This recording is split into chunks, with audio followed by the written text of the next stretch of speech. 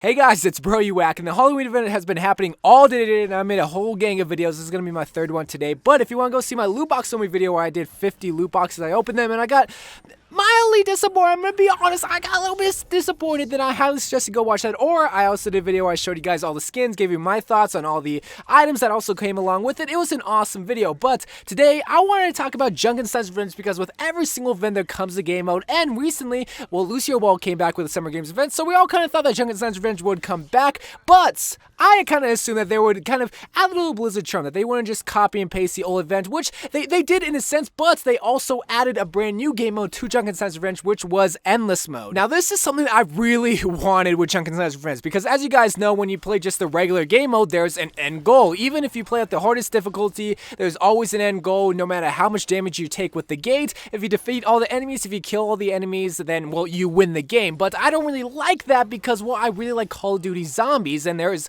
obviously the endless mode there because it's just round after round. Obviously, the zombies get a little bit harder, and what Blizzard did with Junkenstein Revenge is they gave us an endless mode, but not in the same sense as like Call of Duty Zombies, right? Because what they did was, in a sense, they have 12 regular rounds, right? But the thing is, though, the bosses, as in Reaper, the monster, which is, well, the Roadhog, Junkrat, and Mercy, they can duplicate. And I know that sounds a little bit weird, but really, that's in a sense, they get revived, but also there can be multiple on the field during those 12 rounds, and they get progressively harder. And also, on top of that, after you complete the 12 rounds, it's just bonus waves. So you can go up to literally wave 69 in a sense if you're good enough, but they get progressively harder. It gets chaotic at the end because, well, there's multiple Roadhogs, multiple Mercies healing the multiple Roadhogs and Reapers, Junkrat just spamming grenades, so on and so forth. So that's awesome. Honestly, like, it's not in the same sense as Call of Duty Zombies where it just gets progressively harder. No, well, yeah, it doesn't get progressively harder, but the same bosses just continue to multiply and multiply.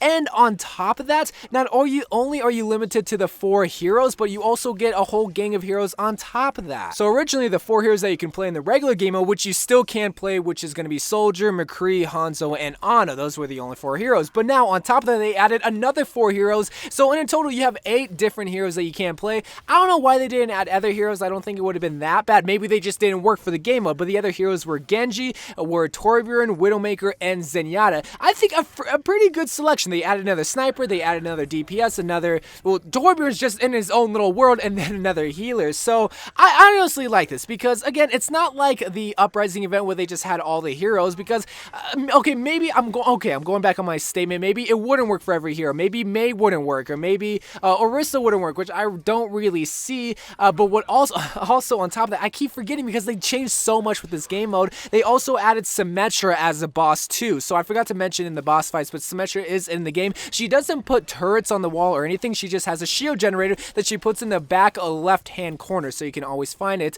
But you can still kill her. She does have extended health too, just like all these other heroes. But there's just so much going on that I feel with the Endless Mode, there's this extra strategy that you can have because, well, maybe you don't want to play the 4 base heroes. Maybe you want to play with Zenyatta. Maybe you want to play with Genji. And that's what I really like about it, is that they're not doing a complete 180 like they did with Uprising, even though we never really played that before. But they still have that same, like, Junkenstein feel, just with added heroes. So for this video, I just wanted to give a quick little strategy for Endless Mode, because when it comes to the regular Junkenstein's Revenge mode, everyone kind of knows the strategy. McCree hangs out on the top left, you know, Ana stays in the back, Soldier kind of does his own thing, and then Hanzo's on the right side getting the tires and whatnot. That's kind of like the strategy for the regular mode. For the Endless Mode, though, I feel like you can do a lot more and better than what you could do beforehand, because, well, maybe you don't have the greatest aim with Ana, so you couldn't really heal the greatest because, well, you just couldn't hit everyone. Yes, you could do a little bit of damage, and yes, you did have your biotic grenade, but now you have Zenyatta, who's just constantly healing, and on top of that, Discord orbs, which is just a whole lot easier to take out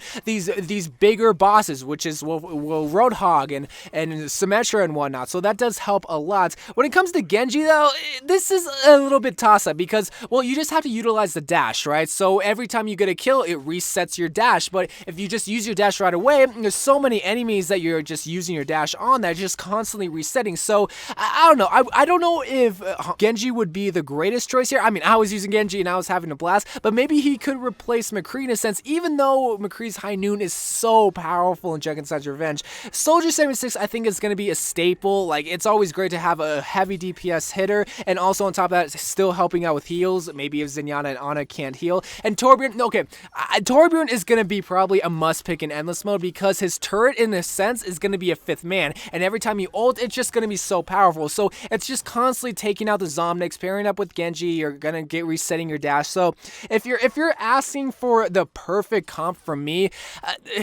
it's a toss up between the DPS, but I'm gonna say Soldier 76.